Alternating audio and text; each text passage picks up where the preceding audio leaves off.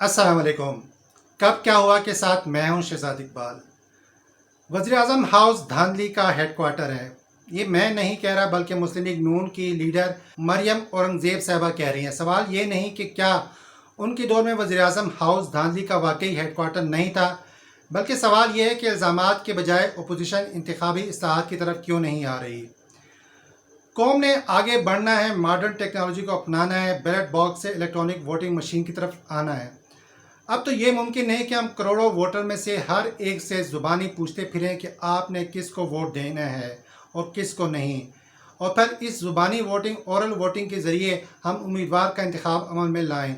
लेकिन यहाँ मसला ये भी है कि इलेक्ट्रॉनिक वोटिंग मशीन ने इलेक्शन से पहले ही तनाज़े की सूरत इख्तियार कर ली है। पाकिस्तान में टेक्नोलॉजी भी सियासी मफादात के तहत अपनाई जाती है। बदकिस्मती से कौमी मफादात को तरजीही बुनियादों पर नहीं देखा जाता है। कौमी मफादात के मामलात पर हर बार इस्टेब्लिशमेंट का अंगूठा ही गर्दन पर होना ज़रूरी होता है। ताकत के इस्तेमाल के बगैर सियासतदान ज़ाती, कारोबारी, ज़मीनी, आसमानी सब मामलात में अपने मफादात देख लेते हैं। लेकिन जहाँ कौम की उलझन दूर हो सके, जहाँ शफाफियत सामने आ सके और आवाम का कोई मफाद होता हो, वहाँ हमारे सियासतदानों में पुरएतमाद फैसले करने की हिम्मत ही नहीं होती। हर कोई बाल दूसरे के कोर्ट में फेंकता नजर आता है। ईवीएम के मामले को ही देख लें, जिसमें इलेक्शन कमीशन के तहफ़्फ़ुज़ाती ख़त ने आने वाले इलेक्शन को मुतनाज़ बनाने के लिए अपोजिशन को ग्राउंड फ्राहम कर दिया है, जिस पर वो अगले 1.5-2 साल धांधली के इल्ज़ामात लगाकर अवाम को उलझाए रखेगी। और इसका एक फ़ायदा जो अपोजिशन को अब तक पहुंचा है वो ये है कि अपोजिशन एक पेज पर आ गई है, जो पीडीएम के प्लेटफार्म पर इकट्ठे नहीं हो रहे थे। नाजरीन, एक बात तो तय है कि पाकिस्तान में पार्लियामेंट सुप्रीम इदारा है और पार्लियामान के होते हुए इसके फैसलों पर सवाल उठाना किसी भी इदारे को जेब नहीं देता है। इदारे हुकूमत को तजावीज़ तो दे सकते हैं, लेकिन ऐसी शराइत पेश करने के मजाज नहीं होते जो मुतसबाना और तरीक़ाकार से हट कर हों, जबकि अहम इदारों के सरबराहों को ज़ाती ताल्लुकात और मफादात पर फैसला करना भारी भी पड़ सकता है।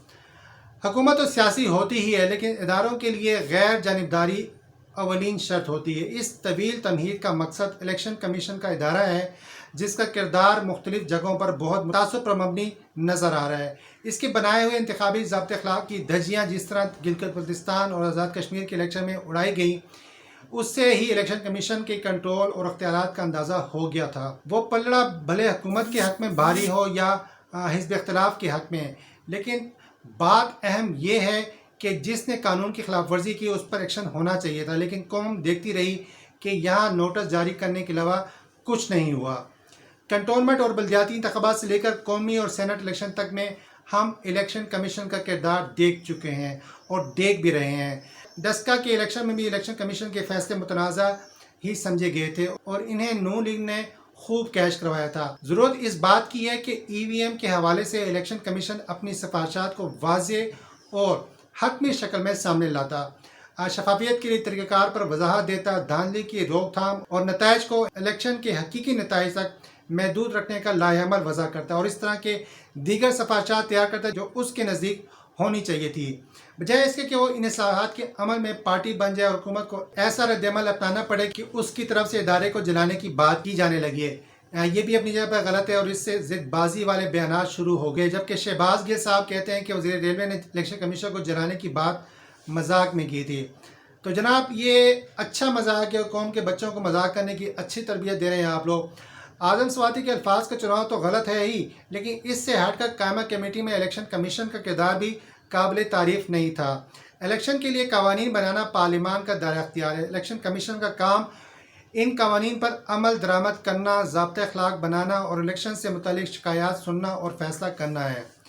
हाँ, ये तजावीज़ अगर अपोजिशन की तरफ से आती तो बात समझ में आती थी।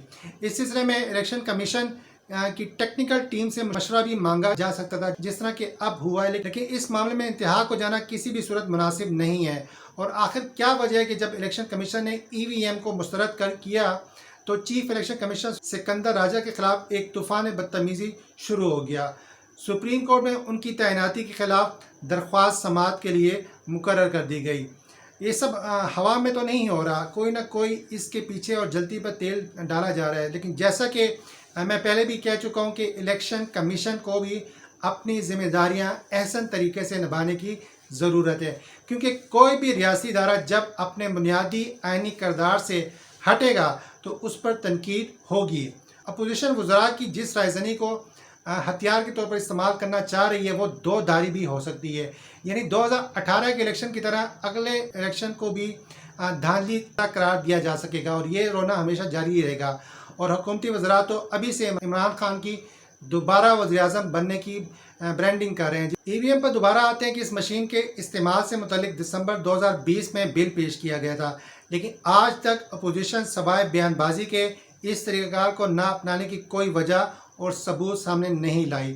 اور جب الیکشن کمیشن کو اس مشین کے استعمال اور طریقہ کار کی بریفنگ دی گئی تو کمیشن کی طرف سے ابتدائی طور پر کافی مثبت جواب آیا، البتہ چند خامیوں کی نشاندہی بھی کی گئی، لیکن پھر اچانک اتنا بڑا یو ٹرن آ گیا کہ وزارت سائنس اور ٹیکنالوجی کی 90 دن کی محنت پر 90 منٹ میں پانی پھیر دیا گیا کہ یہ مشین نہیں چلے گی، اور اس سے اپوزیشن کے موقع کو بھی تقویت ملا کہ آر ٹی ایس کی طرح دھاندلی کا یہ منصوبہ ہے جس کی بہرحال کوئی سالڈ اور ٹیکنیکل ریزن پیش نہیں کی گئی۔ اس بات کو تقویت یوں بھی ملتی ہے کہ الیکشن کمیشن نے اپنی ٹیکنیکل کمیٹی کے اجلاس سے پہلے ہی ای وی ایم پر اعتراضات جاری کر دیے تھے، جس نے کمیشن کی غیر جانبداری پر سوال اٹھانے میں آسانی کر دی، اور اس سے بہت سو کو یہ سوچی سمجھی سازش نظر آنے لگی تھی۔ الیکشن کمیشن کی اس رد عمل کے تناظر میں نون لیگی رہنما جاوید لطیف کا بیان بھی سمجھ میں آتا ہے، جس میں انہوں نے نواز شریف کے جلد پاکستان واپس آنے اور چوتھی بار وزیر اعظم بننے کی بات کی تھی۔ سوال یہ ہے کہ اگر الیکشن کمیشن کا نظام شفاف ہو جائے، بیرون ملک پاکستانیوں کو ووٹ کا حق مل جائے، تو کیا نواز شریف کے واپس آنے اور وزیر اعظم بننے کا عمل اتنا آسان ہوگا؟ اور کیا پاکستان کے الیکشن کے مخصوص طریقہ کار میں یہ ممکن ہے؟ اس کے مختلف جوابات ہو سکتے ہیں، جبکہ نواز شریف اور مریم نواز کی سزا ان کی راہ میں بڑی قانونی رکاوٹ ہے، لیکن ایک بات تو طے ہے کہ نون لیگ کی حکومت مخالف ہر پالیسی بعد میں کسی مفاہمت پر ختم ہو جاتی ہے، لیکن اب کی بار کیا الیکٹرانک ووٹنگ پر منتشر اپوزیشن حقیقی معنوں میں نون لیگ کا ساتھ دے سکے گی یا نہیں؟ کیونکہ خبریں اور الزامات تو اب پیپل پارٹی پر بھی حکومتی اتحادی ہونے کے لگ رہے ہیں، اور ویسے بھی الیکٹرانک ووٹنگ مشین کا استعمال شاید اسٹیبلشمنٹ کو بھی سوٹ کرتا ہو، تاکہ کم از کم ووٹ کو عزت دو کے نعرے کی عوامی حقیقت کھل جائے اور سسٹم میں اس کا کردار اس کی اپنی ذمہ داریوں تک محدود ہو جائے۔ کل پیر ہے اور یہ دن اس لیے بھی اہم ہے کہ الیکشن کمیشن کے اجلاس میں وفاقی وزراء کے خلاف نوٹسز جاری ہونے سے متعلق فیصلہ ہونا ہے، لیکن قوم نے فیصلہ کر لیا کہ ووٹ کو عزت دلوانی ہے تو پھر تمام سیاسی جماعتیں پارلیمنٹ کو عزت دیں اور انتخابی اصلاحات پر مشترکہ قانون سازی کریں، کیونکہ اب وہ دھاندلی کا چورن مزید کسی کو بیچنے نہیں دیں گے۔ 2018 میں قومی خزانے سے 20 ارب روپے خرچ کرنے کے باوجود دھاندلی کا شور اٹھا تھا، تو بہتر ہے ای وی ایم کی طرف جایا جائے۔ اب تک کے لیے اتنا ہی۔ اپنا اور اپنے ہم وطنوں کا خیال رکھیے گا، اور اس چینل کا بھی بہت شکریہ۔ اللہ وارث۔